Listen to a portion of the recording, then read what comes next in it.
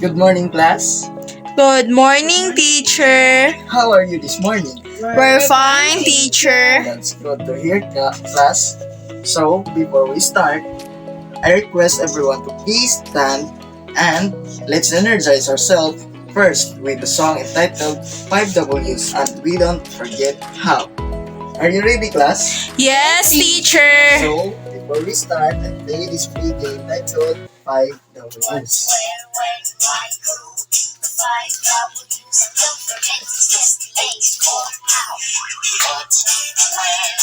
When 5Ws. Five W's.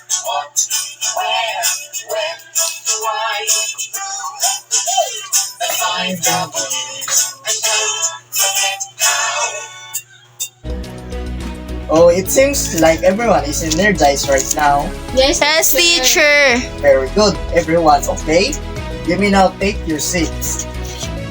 Now, since we are done energizing ourselves, so let me know if you still remember what we discussed yesterday. So, we will have an activity is called true or false. Just raise P if the statement is true about the main idea, and just raise F if the statement is false about the main idea. So first, I will group you into three groups. This row will be the group 1, this row is the group 2, then this row is the group 3. This is the group 1, group 2, and group 3. Am I understood, class? Yes, teacher. So we'll have our activity. First, number 1 is complete the story, have main idea. What is the correct answer this class? True, teacher. Ay, True, teacher. Okay, group 1 is got the correct answer. And the number 2 is individual paragraph with stories also have main idea. true, teacher. Okay, the group 3 got the correct answer. Number 3 is the main idea, maybe the lesson learned or moral of the study. True, teacher. True, teacher. True, Okay. teacher. The correct answer is true. You, all of the group got the correct answer. Number 4 is the main idea tells you what the story is about. True, teacher. True, teacher. And lastly, the main idea is not the central thoughts of the story. False, teacher. False, teacher. Okay. All of everyone is got the correct answer. Now, class, who wants to have a short story? Me, Me, teacher. Okay. Since everyone is want to have a short story, this story is entitled John, the Lover of the Storybooks. These are the storybooks. John loves to read storybooks. He always take note the main idea, important events, and the conclusion of the story, so he can easily track of what happened in the story. So, as a result of that attitude, he always remember what happened in the story and how it ends. When I ask you to read a story, are you doing the same way like John? Yes, teacher. Yes, teacher. Why? In order for us to... Sir, teacher. Okay, Lydia. In order for us to easily track the teacher, the events in the story. Okay, you have the point. What else?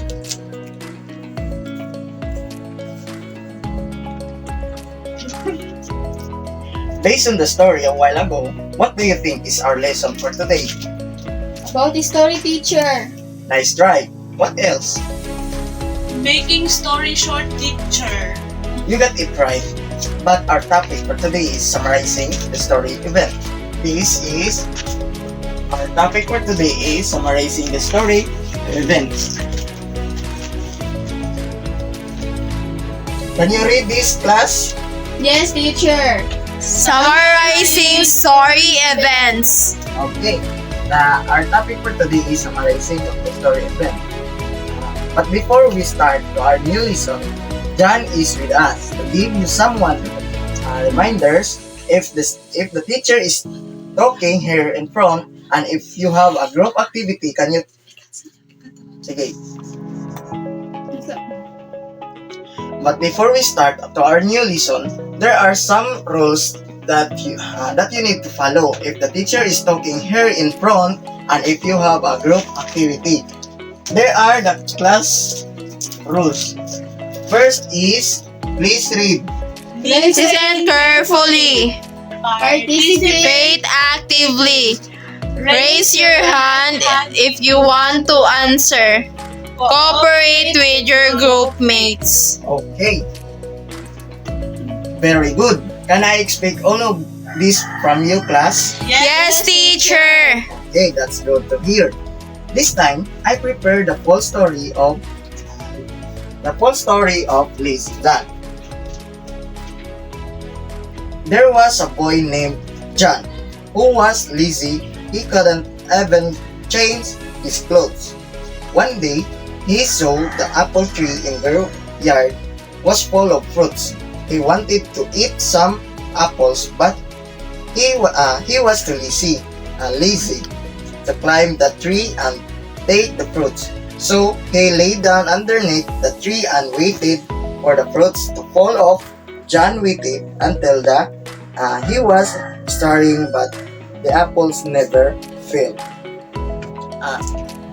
Based on the story, who was the main character? John John teacher. Correct. So, what happened in the story? John wants to eat. Lady Anne? John wants to eat apple, teacher. Very good. So, then what is an action did John do? What else? In the other hands. He lay down underneath the tree, teacher. That's correct. And what is the last thing that John do? He waited the apple to fall, but the apple didn't fall. Amazing. Seems that everyone is good in getting the main events in the story. So, let's talk about summarizing. Who have any idea what is summarizing? Story teacher. Correct. So, summarizing, making the story brief and easy to understand by the readers. The story events is the things that happen in a story. So, there are the three techniques in doing summarizing. First is beginning, and second is main action, and lastly is conclusion. So, can you read this, class? Beginning. What happened first? Include the main character and event action. Second, Main act is the key details took place during the event. lastly, conclusion. Is the result of events in the story. There are three techniques in doing summarizing.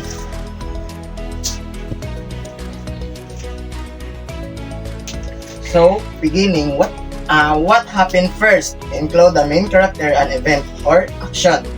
Teacher John wanted to eat a apple, teacher. In the story, Lizzie John, what happened first? What? Any other?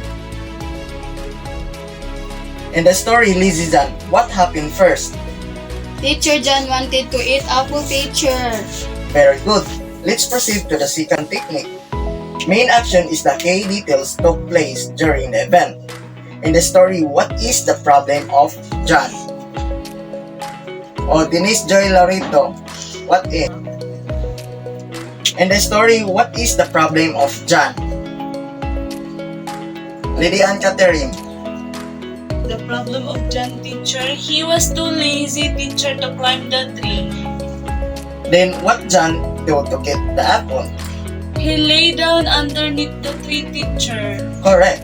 The problem of John, he was too lazy. That's why he lay down underneath the tree.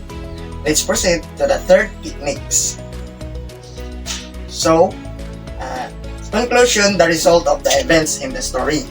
After John lay down underneath the tree, what is the next he do? He waited the apple teacher to fall into his Mouth, teacher. Excellent answer. If you were John, do you do the same thing as they do? No. No, No, teacher. Why?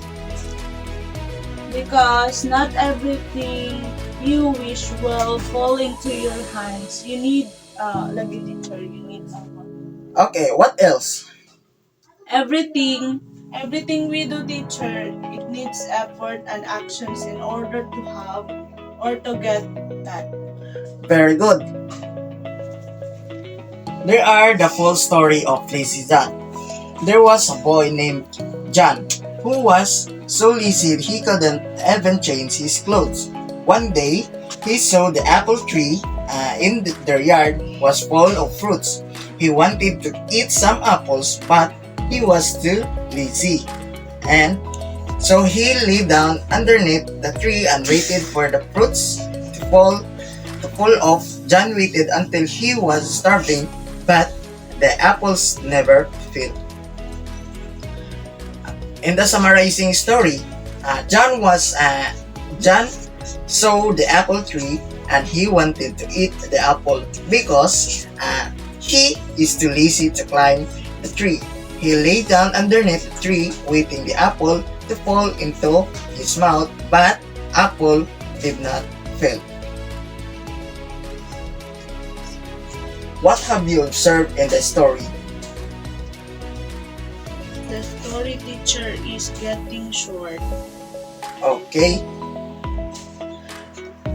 That is what we call summarizing story events. We get the main idea in action as well as the result to make the story short and easy to understand by the readers. So now class, we will have the group activity again in the same group. That you are going to do is provide what is being asked in the table. I will provide a story entitled The Ant and the Grasshopper. Please read the story carefully and I will give you 10 minutes to finish your task. Choose one representative in every group to present your work.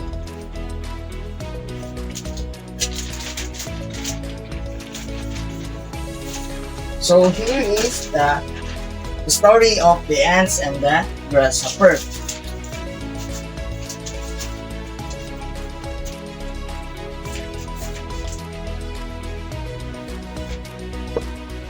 The ant. Please read the story, The Ant and the Grasshopper. The ant and the grasshopper were good friends in the summer. The ant works hard to fill his storage with food, while the grasshopper was enjoying the fine weather and playing all day. When winter came, the ant was lying cozily in his home, surrounded by the food he stored during the summer, while the grasshopper was in his home, hungry and freezing. He asked the ant for food, and the ant gave him some, but it wasn't enough to last the entire winter.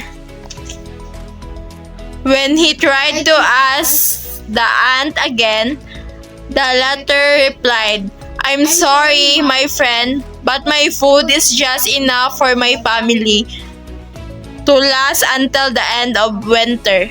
If I give you more, we too will be starved. We had the entire summer to prepare for the winter, but you choose to play instead." Okay, before we start, I will give you papers to paste your work in the board. This is to paste your work in the board and here in your one whole sheet of paper. Arrange the scenario of the ant and the grasshopper. I will give you 5 minutes to finish your activity. In your one whole sheet of paper, arrange the scenario of the and the philosopher. I will give you 5 minutes to finish your activity. So now class, let me know if you really listen to our discussion. What is summarizing? Making the story brief or short, teacher. Okay, very good. How about the story events? The things that happen in the story, teacher. So, very good. And what are the 3 techniques in doing summarizing? Beginning, main action, Action and conclusion, teacher. Very good. And what is the importance of summarizing story events? Teacher, it is the things the readers can easily know the events in the story, teacher.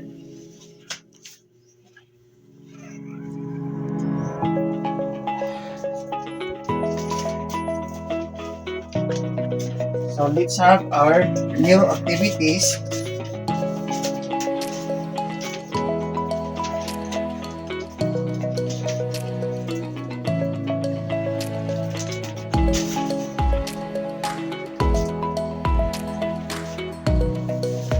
Please read the direction. Write B if the statement is beginning, MA if the statement is main action, and C if the statement is conclusion. So right here, in this activity, you may get your 1 whole sheet of paper.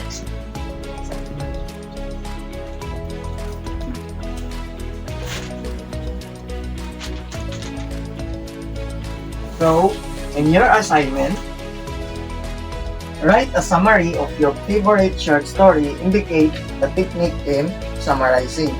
That's all for today, class. Goodbye, class. Goodbye and thank you, teacher.